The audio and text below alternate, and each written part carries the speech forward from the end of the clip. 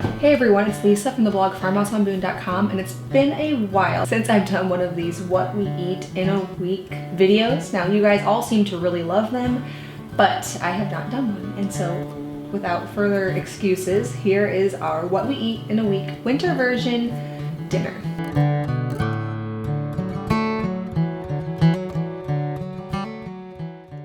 All right, now before I dive into what we ate for dinner for these 7 days, I need to be honest.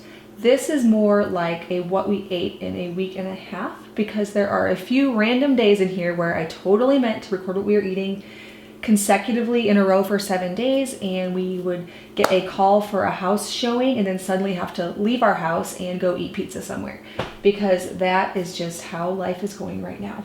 We've had our house on the market for a couple of weeks and we've had nothing but showings, so we have to get the house perfectly spotless, 5 kids out of here, and so there have just been too many times where we've had to bust out of here and go eat at a pizza place or something else. So this is 7 healthy family meal ideas, not necessarily consecutively in a row, but over the last week and a half. The first night was turkey soup. Now my mom sent me home with the frozen bones from the turkey from Thanksgiving. It still had a little bit of meat left on it. I started by cutting up some green beans. I boiled what was left of the turkey for a few hours, then just strained off the liquid and pulled the rest of the meat off and used the liquid for the broth. And I put in some onions, potatoes, carrots, the rest of the turkey meat, green beans, and had that as a soup. The next night was my Instant Pot roast. Now you guys know I made that for you here on my YouTube channel, and we of course had that for dinner. So if you want to check out that video, I will link it in the cards and down below. The third night I made spaghetti squash, but first I made a homemade sauce. In the summer, we blended our tomatoes up in the blender and then put them in a Ziploc bag and froze them. It's just the easiest way to preserve tomatoes, and quite honestly I don't see why not, because they're easy to use and easy to preserve. So I took that big old bag of tomatoes, put it in a large saucepan, and then I just simmered it for a really long time with onions and salt, pepper, garlic, and then I cooked it until it was reduced down to about 1/4 of where it started. I gave it a blend with an immersion blender and it made the most wonderful sauce. Then I took some of the Kerrygold cheese. So this is grass-fed cheese. They now sell it at Aldi, so I'm just in love with it. I buy it all the time. And I shredded it just to put on top. I cooked up a little bit of our grass-fed beef in my cast iron skillet, and I put the spaghetti squash in my Instant Pot for about 20 minutes, and then I just removed it and removed all of the flesh of the squash to make the spaghetti.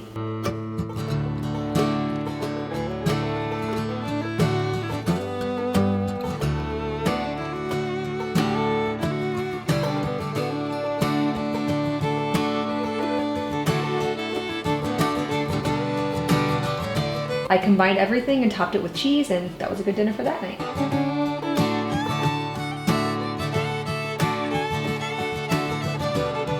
Now the next day I made a fancy dinner because I had a blog post due that I needed to do that for. And so that night we had some roasted chicken, green beans, cranberry sauce, and homemade cheesecake and mashed sweet potatoes. So that was a fancy night. And the next day I made some pumpkin and acorn squash soup in the Instant Pot. Now that particular night we had a few leftovers in the refrigerator. My family never gets full on just the pumpkin soup alone, but we had leftovers plus pumpkin soup. Now I share a recipe here on YouTube on how to make roasted acorn squash and butternut squash soup. Now it is very similar to this. It's made a little bit differently because this is made in the Instant Pot. I'll leave a link in the description below if you want to check out that recipe.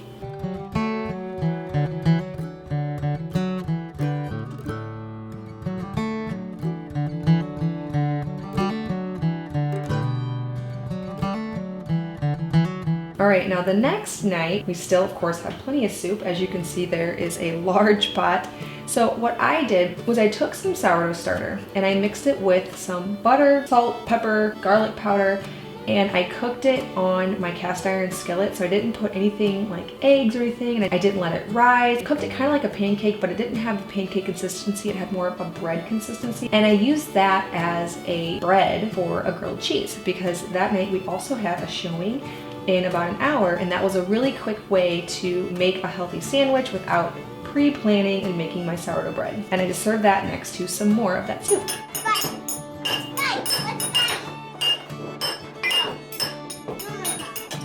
Now night 7, we decided to do some large salads. So we get a half of a cow from a local farm in the area, and we get lots of steak, which is delicious. So I just cooked it. I like to make mine not too well done. I hard boiled some eggs, grated some of my Kerrygold cheese, and made the homemade honey mustard dressing, which is just mayonnaise, mustard, honey, and lemon essential oil, and spread that on the salad. And then I topped it with some avocados, and we just had some large salads for dinner.